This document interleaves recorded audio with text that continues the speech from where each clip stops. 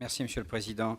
Chers collègues, vous dire d'abord quelques mots sur VNF, vous dire que aussi je mesure la responsabilité que me propose d'endosser le Premier ministre et le Président de la République.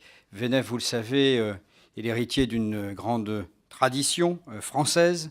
L'eau qui irrigue notre pays est prise en compte dès 1291 par Philippe le Bel lorsqu'il crée l'administration des eaux et forêts. Plus tard, en 1604, Maximilien de Béthune, alors j'aime à le rappeler parce que je suis de Béthune, Maximilien de Béthune, duc de Sully, conçoit la construction du canal de Briare, qui en fait est le premier de nos canaux modernes.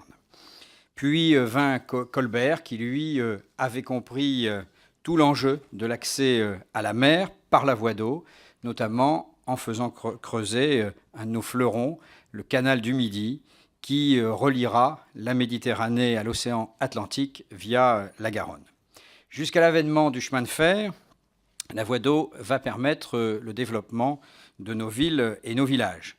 Elle est aujourd'hui, et depuis quelques années maintenant, à nouveau devenue une nécessité, et je regrette que beaucoup n'en mesurent pas l'importance. Entretenir les 6100 km de voies d'eau, les 3000 ouvrages d'art gérés par VNF, accroître la part de la voie d'eau dans le transport multimodal est une solution d'avenir.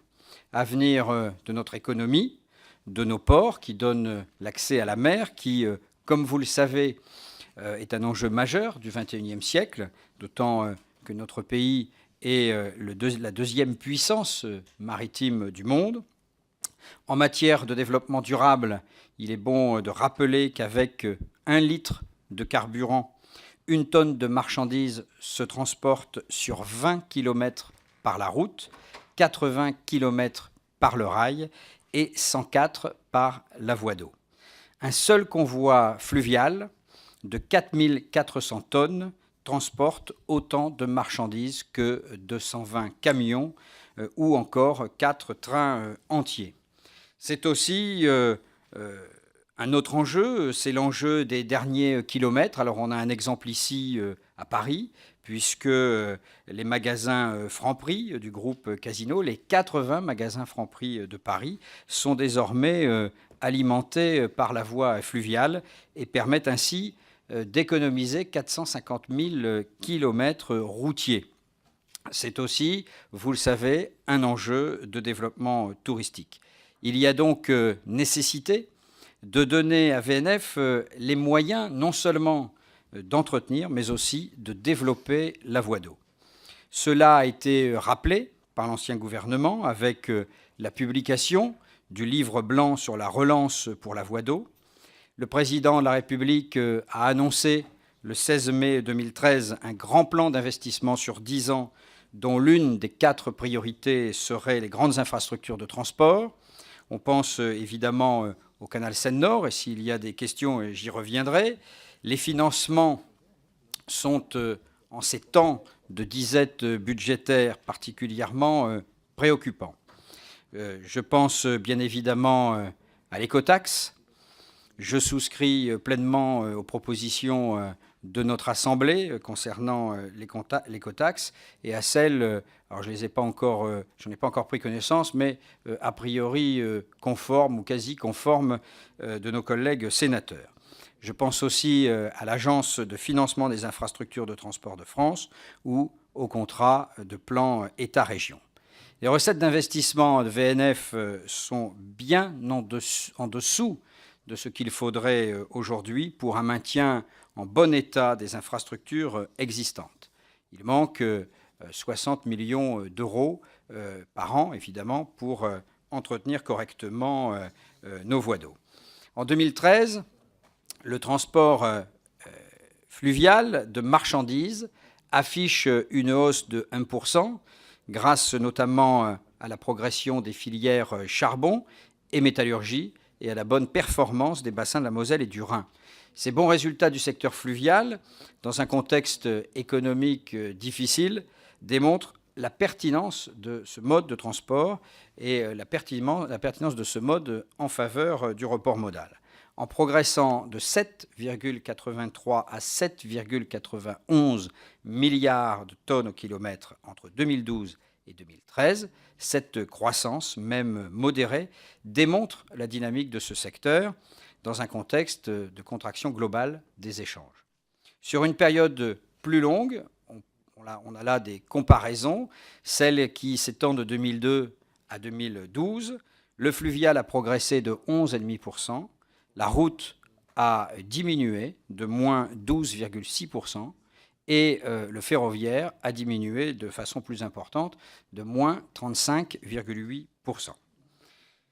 Le contrat d'objectifs et de performance 2011-2013 signé entre l'État et VNF arrive aujourd'hui, plutôt est arrivé à son terme. Il visait à créer les conditions d'une nouvelle dynamique pour l'établissement VNF et plus largement l'ensemble du secteur fluvial et se déclinait, je vous le rappelle, en 5 axes stratégiques. L'adaptation de l'offre de services pour répondre aux nouvelles attentes et besoins des utilisateurs de la voie d'eau, le renforcement de la fiabilité du réseau pour répondre aux hausses continues de trafic depuis 10 ans et offrir un maillage du territoire, le développement d'une politique commerciale ambitieuse pour offrir aux chargeurs et opérateurs des solutions logistiques fiables et économiques, le regroupement, ça a été un gros morceau, mais c'est passé, le regroupement de l'ensemble des services de l'État dédiés à la voie d'eau dans un établissement unique pour disposer d'un outil efficace, le développement durable, enfin, comme objectif global et transversal de la politique de l'établissement.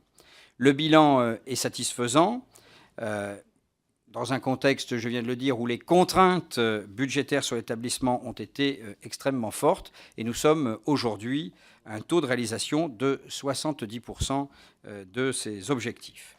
La voie d'eau étant par nature un réservoir pour la biodiversité, VNF a souhaité se donner des objectifs ambitieux qui ont été largement atteints. Sachez par exemple qu'aujourd'hui, VNF n'utilise plus aucun produit phytosanitaire pour ses activités. Dans l'attente d'une nouvelle contractualisation avec l'État, nous allons proposer au gouvernement un nouveau projet voie d'eau à l'horizon 2018, s'inscrivant dans la continuité avec les arbitrages du budget triennal de la France et les contrats de plan État-région en cours de révision, et permettant ainsi de préparer les étapes suivantes. Parmi les actions nouvelles que nous considérons comme prioritaires et de manière transitoire pour cette année 2014, nous pouvons citer la pérennisation du modèle économique de VNF, évidemment, transformer la taxe hydraulique en redevance domaniale, poursuivre les analyses et refonte des péages avec un objectif de recettes plus ambitieux, la préparation du dossier européen et le suivi des procédures administratives du projet Seine-Nord et, pour finir, la mise en place des instances définitives représentatives du personnel. Voilà, chers collègues, les quelques mots que je voulais vous adresser en préambule avant de répondre à vos questions. Vous le voyez, les sujets sont très nombreux, variés, parfois très spécifiques. C'est pourquoi, si je suis désigné, je me rendrai dans toutes les directions territoriales, et je le ferai régulièrement, pour aller à la rencontre des élus, des salariés de VNF et des acteurs de la voie d'eau. Voilà, je vous remercie. Merci beaucoup.